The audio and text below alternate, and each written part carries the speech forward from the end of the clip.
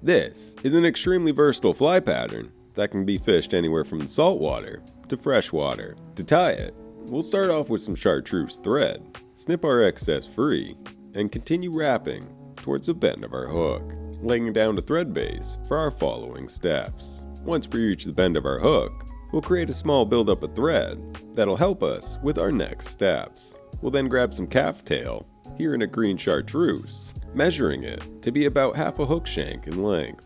Transfer your measurement and secure it to the back of your fly by first taking a loose wrap around it before securing it tightly in place to the top of your fly. Wrapping around it first will help prevent it from spinning around the hook. Secure it tightly in place and snip the excess free. We'll cover up our tag ends to help it hold in place and build up a transition towards the head of the fly, before wrapping back towards our calf tail and grabbing a bucktail. Snip free a small clump and measure the majority of your fibers to be your hook shank in length, with a few of them protruding past it. Once again transferring your measurement, taking a loose thread wrap around it before securing it tightly to the back of the fly.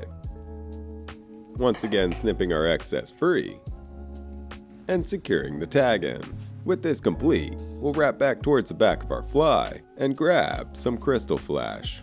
Here I'm using a chartreuse. Select 2 strands, securing them to one side of your fly before folding it over and securing it to the other. We'll want these to rest to the side, but on top of the deer hair, trimming them to length to be a bit longer than the deer hair.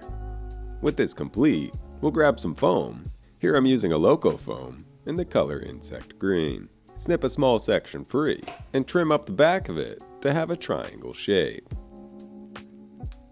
Add a bit of super glue before placing it on top of your hook shank at the start of the triangle, taking several thread wraps to help secure it tightly in place, adding enough tension so it doesn't move around the hook shank, but not too much that it slices through our foam. We'll then fold the foam over, take some thread wraps in front of it, and grab some estaz. Here I'm using UV chartreuse. Secure the estaz to the hook shank, wrapping back towards your foam, before bringing your thread forward towards the head of the fly. At which point, we'll grab our estaz and begin to wrap it forward in close touching spirals until we reach our thread. At which point, we'll secure the estaz in place, taking thread wraps both in front as well as behind and snipping the excess free. Begin building up a thread base at the head of your fly before pushing the estaz fibers downwards and painting the back of our foam with some more super glue. We'll then fold over the foam and secure it tightly in place at the head of your fly, once again being careful with our tension so we don't slice through the foam. At which point we'll fold it back, bring our thread to the head of the fly, and whip finishing to hold it all in place.